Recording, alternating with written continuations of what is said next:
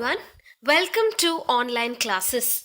So today in our topic we shall discuss about garbage in and garbage out. Okay.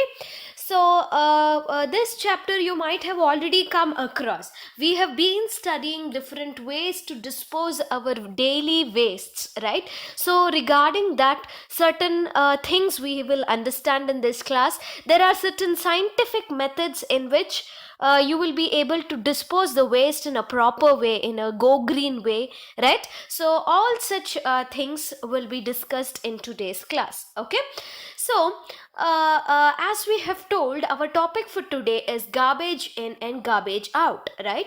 Now let us understand what is garbage. Okay, see, we produce a lot of waste products in our daily life, right? So it might be vegetable peels, it might be fruit peels, it can be the plastic covers, it can be machinery waste, it can be cloth waste, right?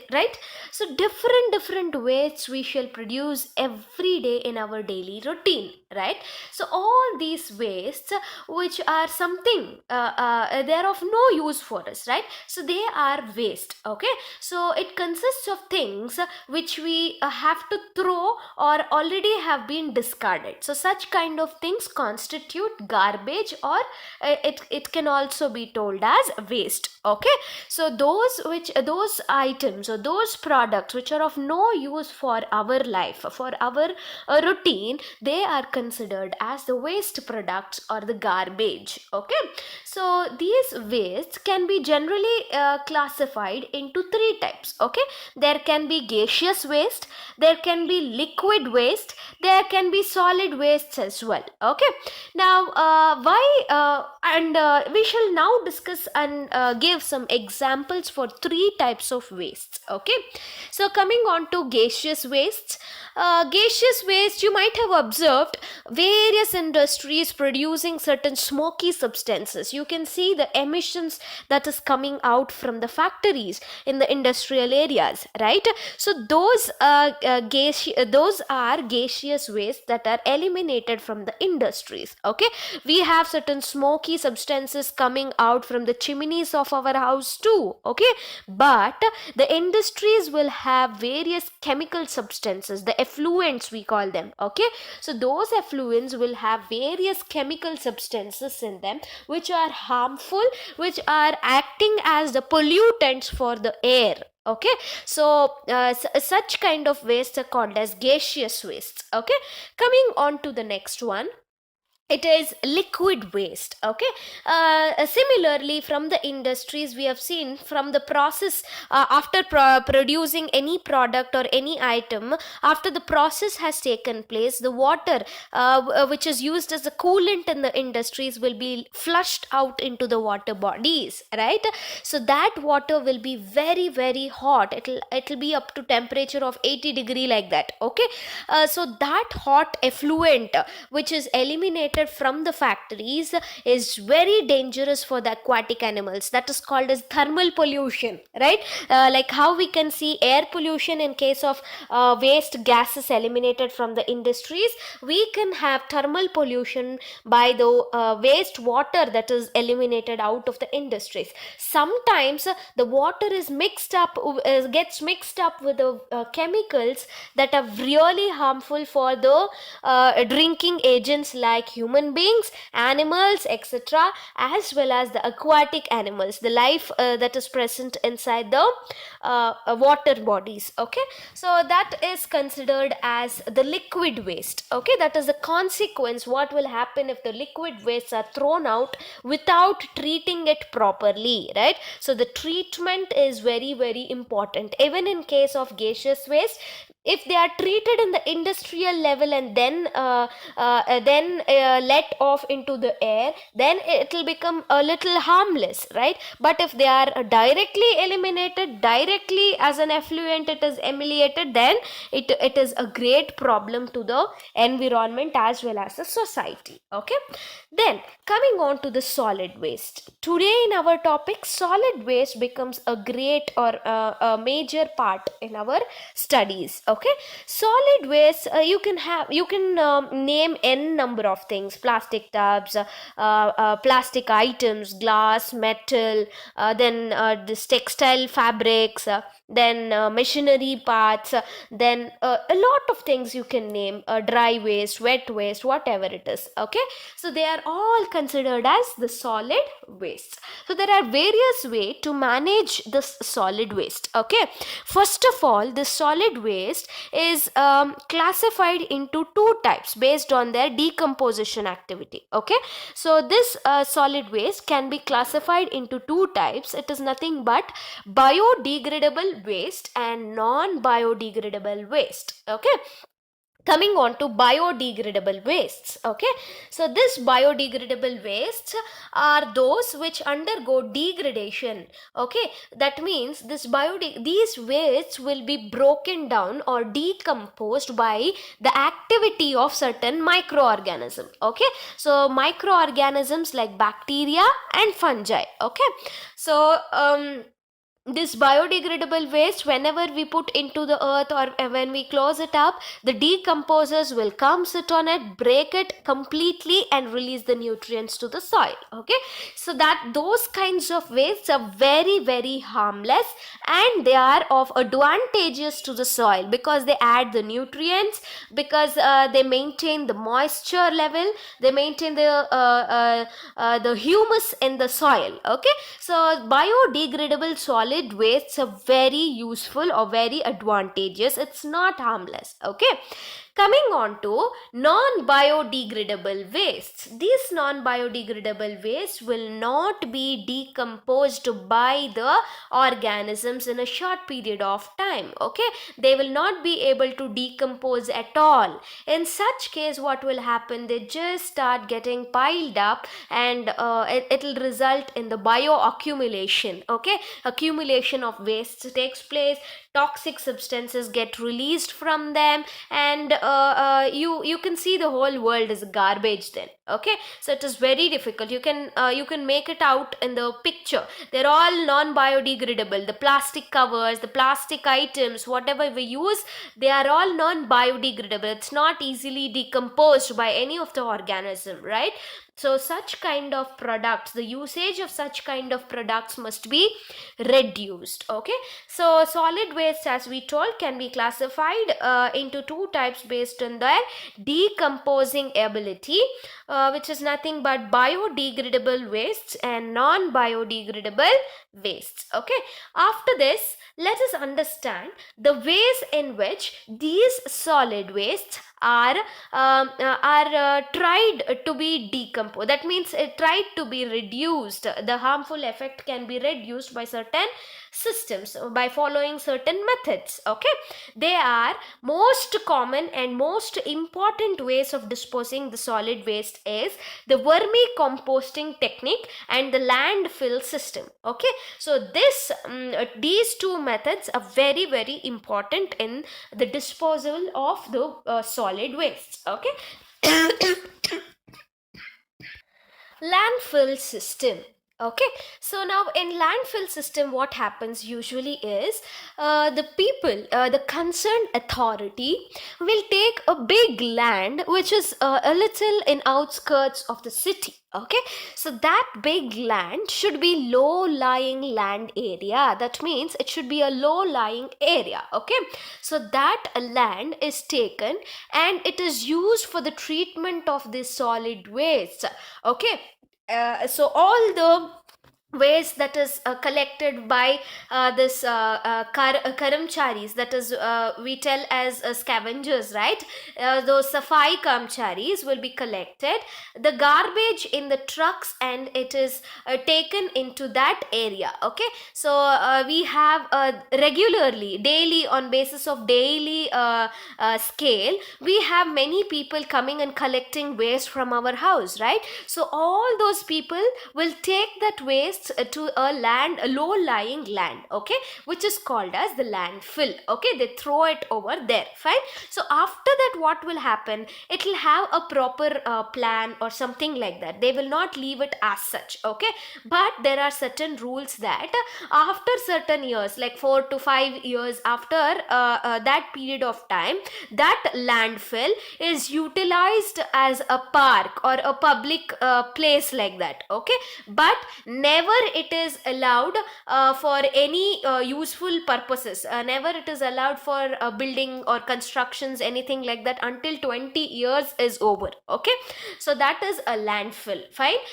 So here the garbage that can be reused is separated, then the toxic substances are separated, the water waste is separated. So all such kind of things are separated in the landfill system. But another initiative have been taken by the government people nowadays.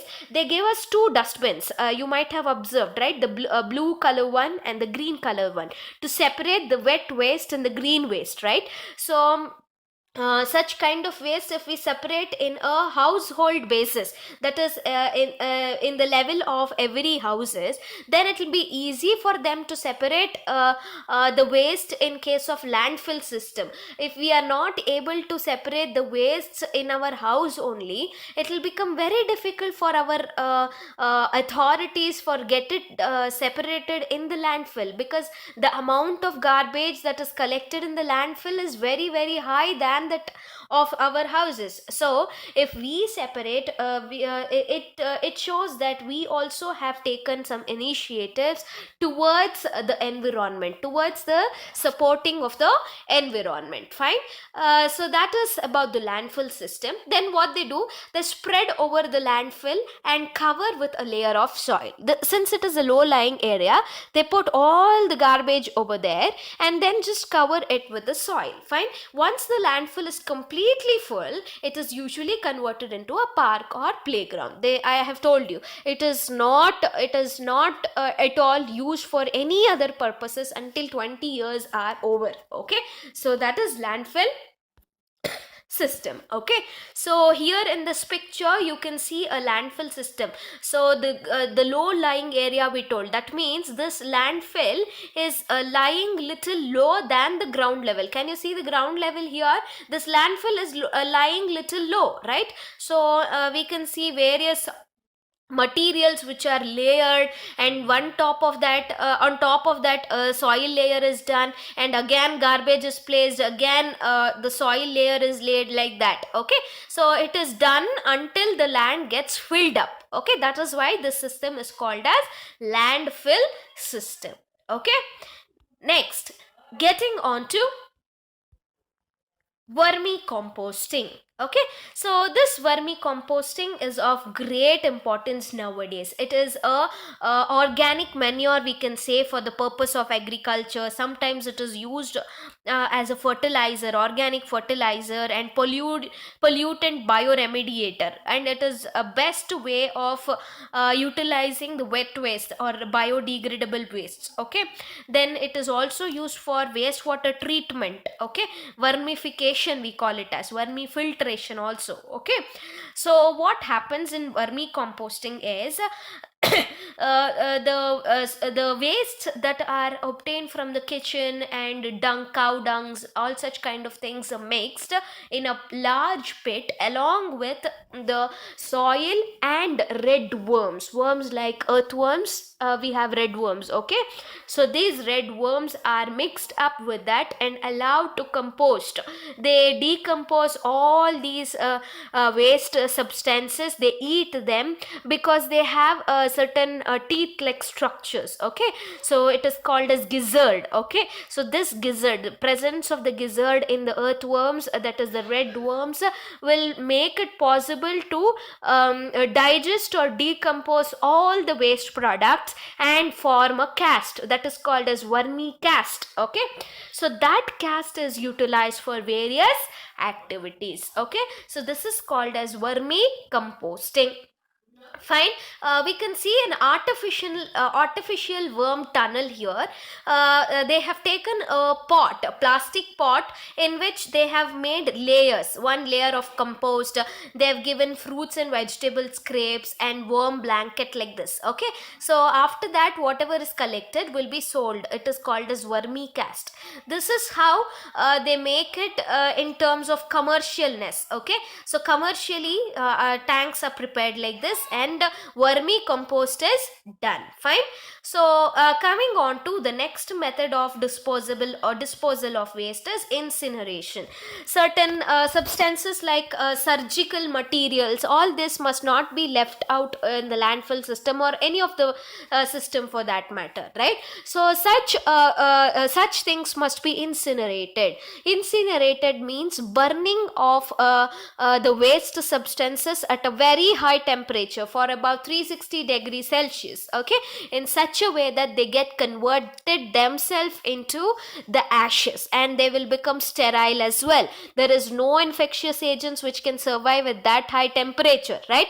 So they will take a furnace, dump all the waste over there, and just give that temperature. All the waste products will get themselves converted into ashes. In this way, we can reduce the land area which is occupied by the waste materials, right? So that is one more advantage of incineration system, and they also become very non-toxic. It is very useful system. Okay, then coming on to now we have seen how the waste has to be disposed, but we should check on our daily routine in such a way that 3R principle is followed to reduce, reuse and recycle the articles. Okay, first of all, reduce means what? Reduce is to lower the usage of the materials, lower the usage of the natural resources. If we use less amount of substances, we produce the wastes also in a very less quantity, right? So that is a reduce principle. Reuse, for example, we have jam bottles, right? Jams, pickles, all these things comes in bottles, glass bottles, right? After emptying the products inside the bottles, if we throw that, that is of no use, right? Instead, we can keep another another food substance like pulses, etc. It can be stored in those bottles, right? So it can be reused like that. Okay, it can also be used for various substances, storing pickles. It can also be used to store the medicines. It can be used for growing plants like this. Okay, that is a reuse of whatever natural resources is available. Then recycle. Coming on to recycle, if articles are broken up, instead of throwing them, we can recycle it and make another article. For example, they make so many plastic items like that, right? So recycling can be done to make our earth a green planet, to reduce the waste that we are generating. Fine. So reduce, reuse and recycle is an very efficient way in order to make our earth green. Okay, this is another article which is published by WWF. WWF is an environmental oriented institute. Okay, so here they are creating awareness about reduce, reuse and recycle. So the used paper cards, invitation cards, newspapers can be recycled. Okay, so such kind of initiatives must be taken even by all the citizens of India in order to make our earth very green and present it sustainably to our further generations. Okay, so this completes our chapter garbage in and garbage out. Fine. So let us take new topics in our further class. Thank you.